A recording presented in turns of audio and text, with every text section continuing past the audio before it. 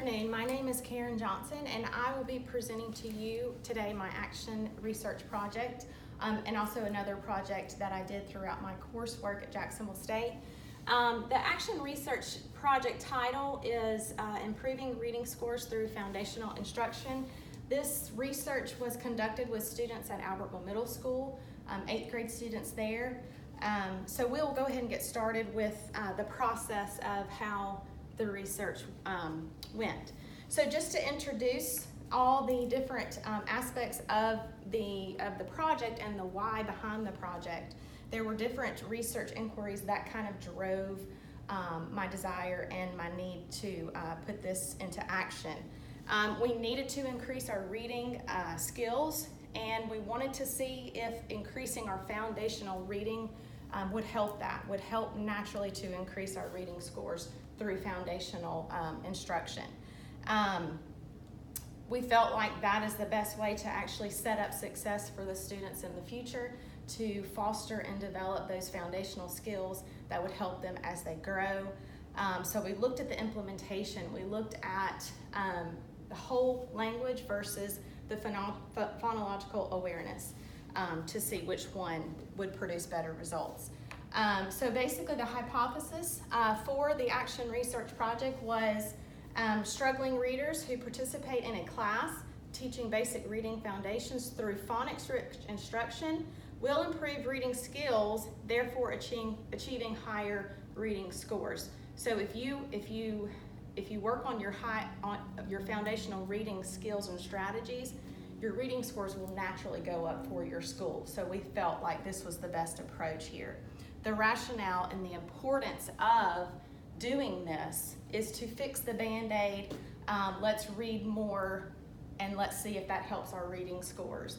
And we found out that that is not the case. You can't, the more you read, if you are reading incorrectly, you're just continuing to read it wrong and being inefficient with your comprehension. So that's kind of the introduction and what drove our research.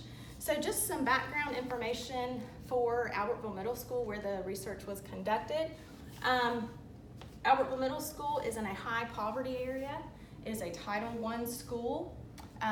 We are 100% free and reduced lunch through our community eligibility grant. So that means every kid in our school, in our district, in all the schools throughout receive 2 free meals a day. So that's really great for our school. We have a very diverse population, and we have a high EL population. Our demographics, in just 2 grades at the middle school, 7th and 8th grade, we have 814 students, 11 Black African Americans, 359 of those are white, and 402 Hispanic. So we have now reached quite a diverse demographic for our students. Looking into the literature and the research for this project, there were different sections that kind of I focused on. One was knowing how to read versus knowing how to read well. And that goes back to the theory of if you just read more, then you'll read better. And with these different bullet points through this research, we understand that is not correct, because there is a disconnect between if you're reading and you don't understand the words, you are not going to understand and have comprehension of what you are reading. So if you have better comprehension, then you will have improved reading performance. We understand and we took from the research that students must own the word and not just memorize the word and the words that they are reading. And this comes through decoding the morphemes and through phonological awareness. The implementation of phonics. The interesting thing that I saw when I was doing the research was there are a lot of studies that go about with phonics. So there were many studies that would have a control group, groups that would not use phonics versus groups that would use the phonics. So there is data to back up on the basis that yes, phonics implementation does help and does improve your reading performance. And it sets up it sets up just future success for the students. Some more connections to literature is knowing how to read versus knowing how to read well. We just went through that one, so here's the next one. Practicing your research. So the good thing was, through all this research, I found articles where teachers were actually implementing the phonological practice and the phonics, and they were having the results, the desired results that we were looking for in our data. So, and then on the bottom it says to ignore exemplary teachers in this area who have proven results doesn't make sense. So if you have teachers who are great teachers that are in the classroom that are using the phonics implementation and they are seeing the results that we need, then we cannot ignore that. We just cannot ignore that. Issues and corrections. So the recent whole language approach that that we went to and we have been doing for several years, for a couple decades now, versus the phonics rich instruction, it has proven dismal reading techniques with whole language versus the phonics approach. There have been very little studies done that the whole language approach, the memorizing of words, the trying to read as fast as you can, there's been very little proof and studies done that actually fosters your reading. So why do we need to continue and go down that same path if it's not working? So going on with the method and the study design to how we went about to kind of put this research into action.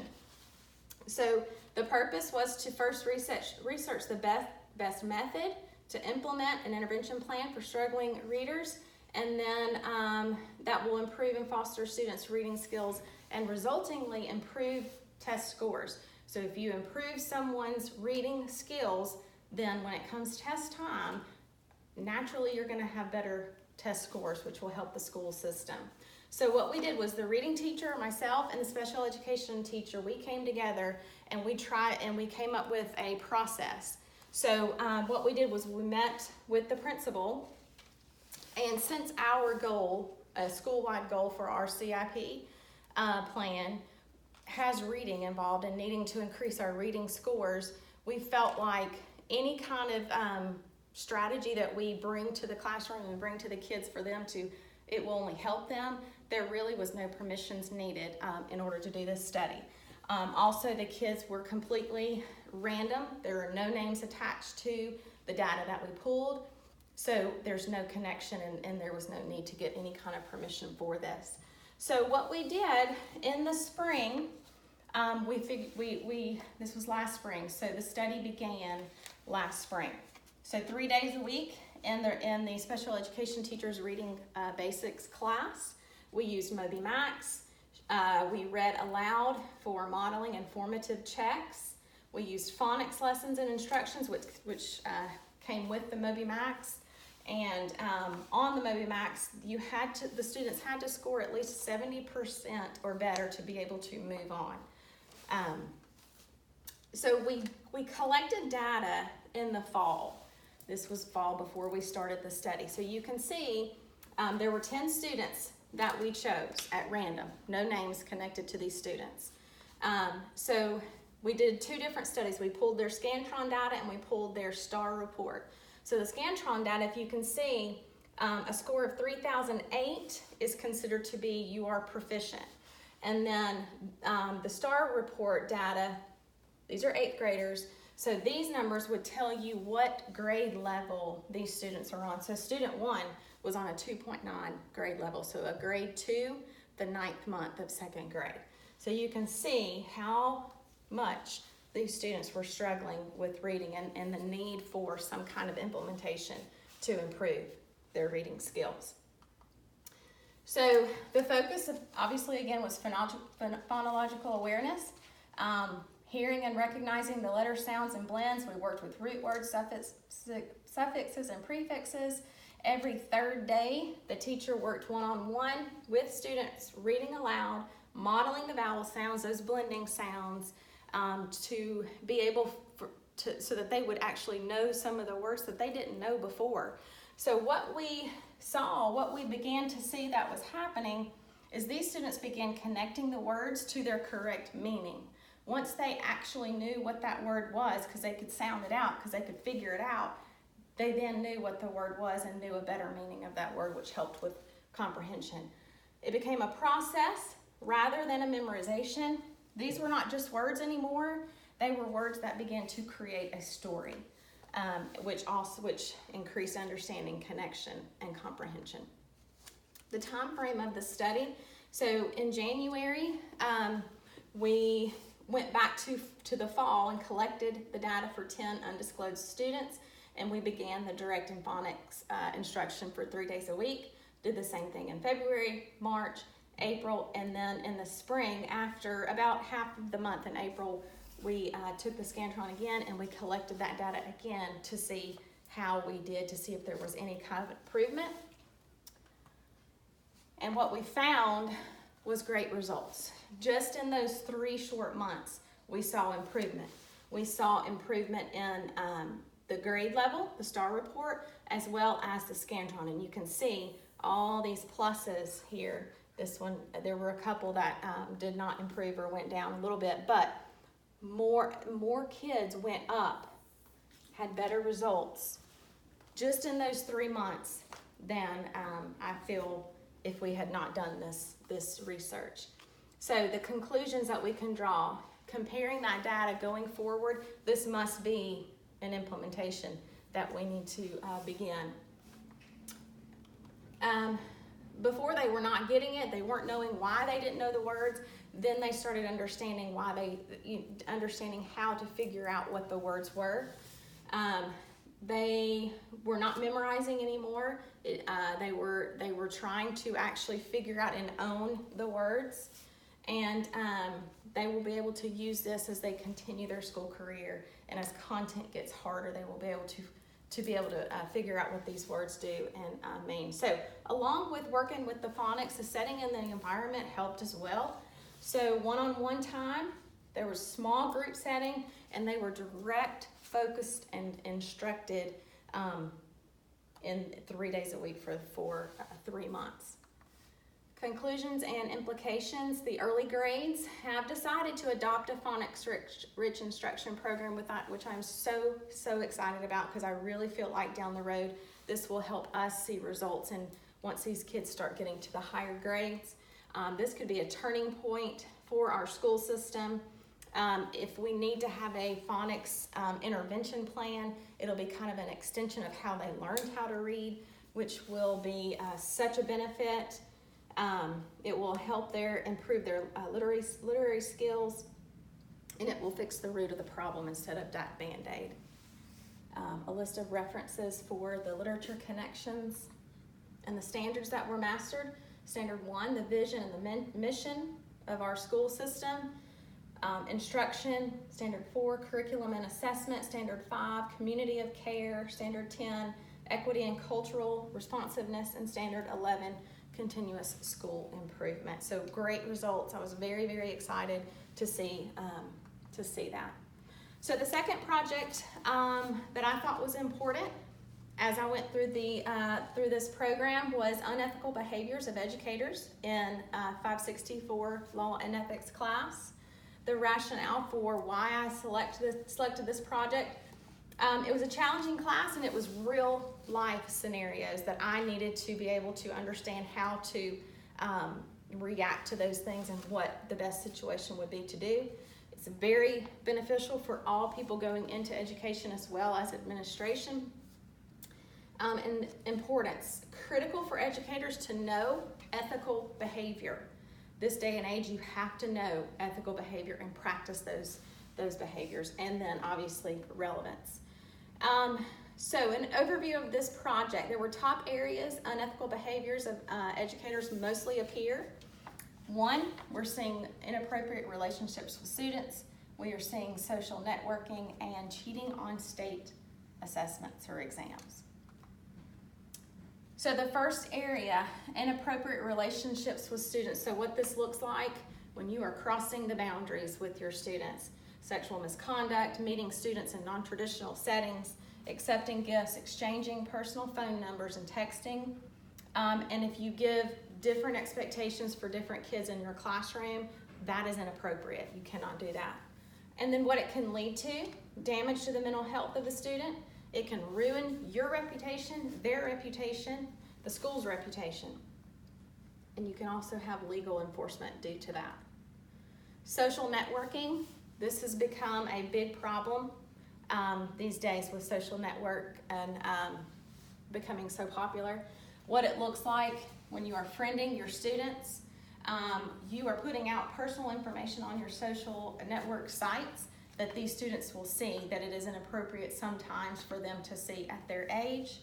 And this can damage your professionalism, and your relationship will change to peer-to-peer instead of teacher to student, which is very dangerous to do. And then what it can lead to, loss of respect in the classroom. Your students will lose respect for you when they see things outside of school that is not professional. You are crossing the boundaries between an educational relationship to a personal relationship. You are here to teach the children, and you are here to help them develop for their future, and that is not a way to do that. And then obviously legal enforcement again. And then the last one, cheating on state exams and assessments. Educators are presenting, we've seen this in the news, presenting faulty test scores. Why? Because there is great pressure, and we all know that, for schools to perform, increase. Sometimes you get a bonus, sometimes you get a reward, better reputation, with better test scores. And a lot of times educators feel helpless. How this can stop: we can develop better measurements of preparedness needed, more PD opportunities for the students to be able to increase our test scores. There is off-balance measurement when considering socioeconomic background. So that may be something that needs to be looked at. When you are in a district with different challenges during socioeconomic challenges, that can be something that needs to be measured differently. Teachers currently in the classroom develop curriculum and state test assessments. So maybe people actually in the classroom develop these tests rather than people who have not been in the classroom for several years. Again, a list of references where the information came from for that project, and then standards. Standard 2, instructional capacity. Standard 5, community of care. Standard 6, professional culture. Standard 9, ethical principles. And 11, continuous school improvement. Thank you for listening to both of my projects. It was very enlightening and eye-opening for both of these for me, and I appreciate your attention. Thank you.